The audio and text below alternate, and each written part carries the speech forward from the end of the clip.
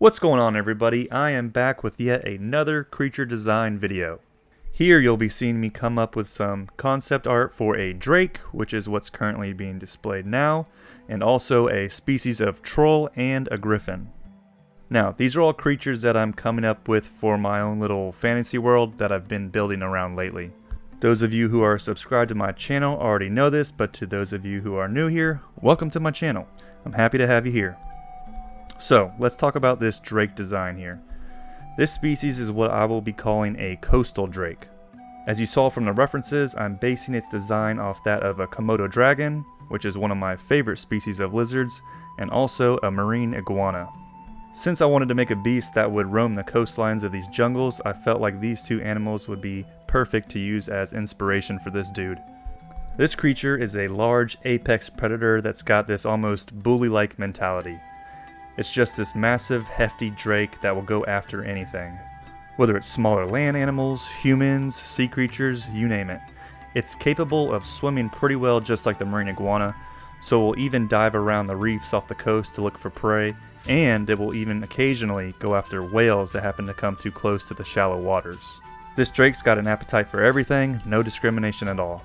Plus, it has a venomous bite, so when it's trying to take on a larger creature like a whale, then it will rely on that venom to help bring down that prey.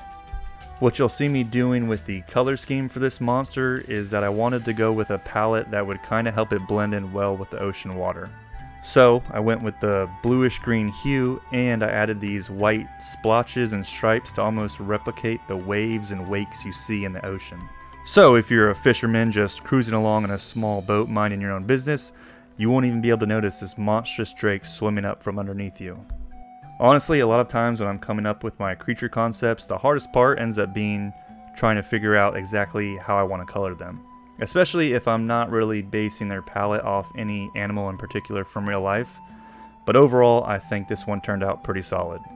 Let me know in the comments down below what you think of my coastal drake here. I will be coming up with other drake species that look totally different from this one here, based on the type of environments they inhabit in my world. But other than that, I don't have much else to say about this creature here, so I'll let the rest of the time-lapse play out and then come back to wrap it up with the completed bestiary entry. See ya in a few.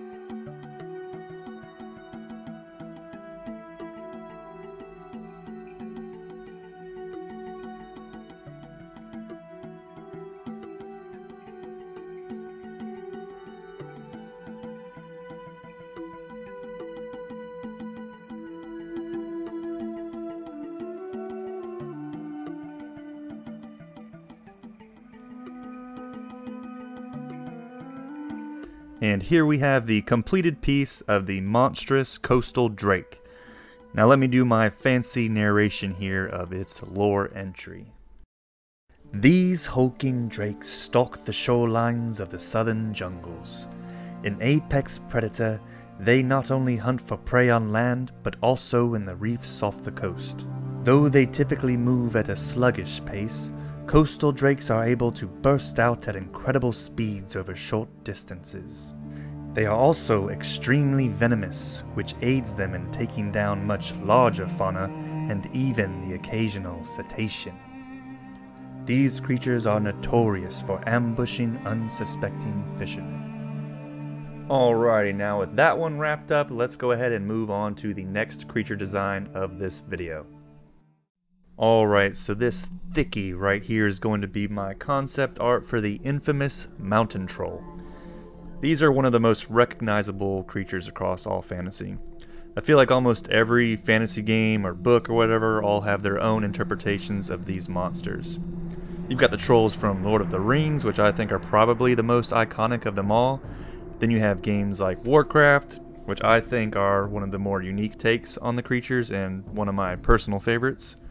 And even in the new God of War games, we got some really badass looking trolls. So for my design here, I wanted to go with the more classic approach. Just a really big brutish being that's got an incredibly low IQ. You can see that I had to work on a couple different attempts at how I wanted the face to look. I went back and forth on whether I wanted to give it that flatter looking face with a smaller nose and ears, or go with that old school look of the big fat nose and pointy ears. I ended up going with the latter. I wanted to stay a little more true to that classical troll look, so I also decided to give it a little tail with a hairy tip. And since this species here is a mountain troll, I obviously had to give it these rocky growths on top of its back and shoulders and elbows, just to add some extra detail and design elements. So although these creatures are not the most intelligent of races in my world, they do still have the ability to speak and communicate with the other races that exist. I thought about whether or not I should give this dude some extra little trinkets or things hanging from the loincloth, but I just decided to keep it simple here. These trolls aren't necessarily smart enough on their own to really weave together cool pieces of leather armor or anything like that. They're pretty basic and do just enough to cover up the naughty bits. They prefer to go full-on unga bunga and use objects found in nature like tree trunks or stones or large bones as weapons. Now this species of troll here in particular will be the largest of the troll species inhabiting my world. Trolls are very diverse and adaptable, so they're spread out across most of the continents.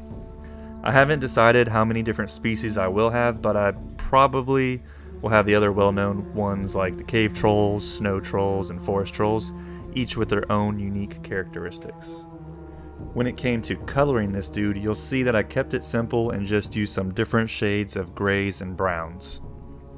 I used a little texture brush too in order to give the skin around those stony bits a little bit more of a transitional look, so there's not this drastic shift from its elephant-like skin to the rocks on its body. I also threw in a little bit of mossy textures too onto those rocks and the tree trunk as well, so it would end up looking a little bit more refined with detail.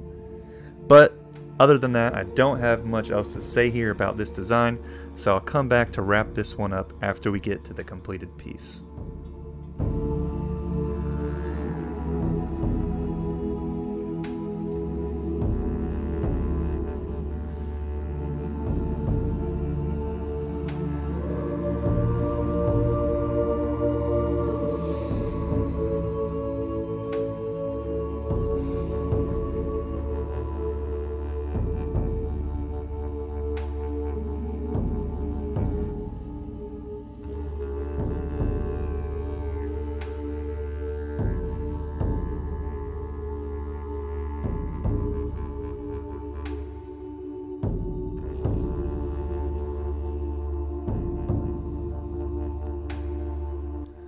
And here is the completed bestiary entry for the mountain troll.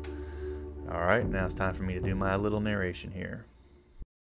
A large but incredibly dim-witted race of beings, trolls are one of the most widespread creatures across the continents.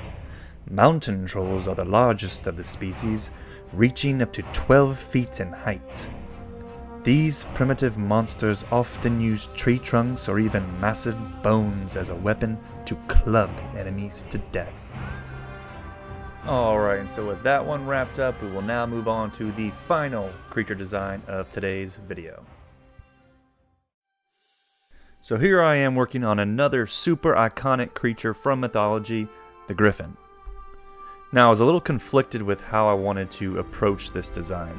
I debated whether or not I should come up with something way different from your stereotypical Griffin, or just stick with the classical concept of it being this golden brown animal with the white feathered head of a bald eagle. And to be honest, I have just always thought the more classic look is too good not to have, so I decided that I would go that route, but I will have another species of Griffin where I can have a little more fun with the color palette and overall aesthetic of the animal. So this one here I'm calling the Royal Griffin or Western Griffin, because I want to have this beast be one of the primary creatures used by the capital of the human kingdom on the western continent of my world. So just to give a little better visualization, here's the first rough draft I came up with for the world I'm creating. Most of those names and little icons are just placeholders to give a general sense of where things are and all that type of environments and all that. If you look at those 3 large continents, that one to the west is where these creatures are from. That's where there's the largest number of human settlements, but humans do have towns and cities throughout the world. It's just that western continent is where the largest capital resides. Think of it as the Gondor or Stormwind of my map. But anyways, I kept most of the classical design elements here with this griffin, but I didn't want to make it look like an eagle and a lion were just glued together. I wanted its design to be more cohesive, so the limbs, for example, are just an equal blend of bird and lion. In the tail, I went with a large flowing feathered look rather than just a lion's tail. And to add a little extra detail and more interesting bits, on the elbows, heels, and hips, I just buffed up the feather size. You'll also see once I get to the colors that I end up putting a little touch of brown into the tips of the feathers on its wings and tail. I had to give it a little something extra so that its color palette wouldn't be quite as bland overall. Ultimately, I'm happy with this design, but I am definitely more excited to come up with the other species of griffin, where I can use maybe some more exotic species of birds as inspiration for its coloration and general appearance. Maybe I'll even switch up the lion theme to a tiger theme and throw in some stripes on it as well. We'll see what the future has in store, but that's also a good reason why you should subscribe to the channel if you haven't already. That way you can see how the other griffin species turns out, duh. But other than that, I don't have much else to comment on with this concept, so once again I'll come back to finish off once the time-lapse drawing here is completed.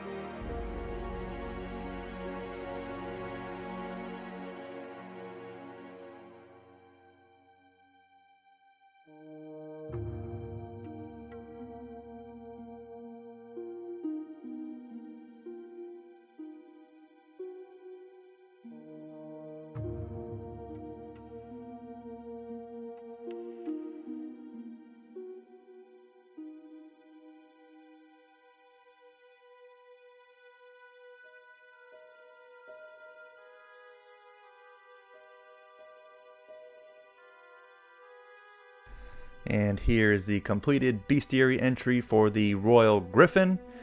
And you know the drill, so I'll get to the narration of its flavor text, and then we'll wrap up the entire video. The Royal Griffin gets its name due to the fact that this revered species serves as the mounts for the King's Royal Guard. Unlike their eastern cousins, these beasts are much more docile and easier to tame.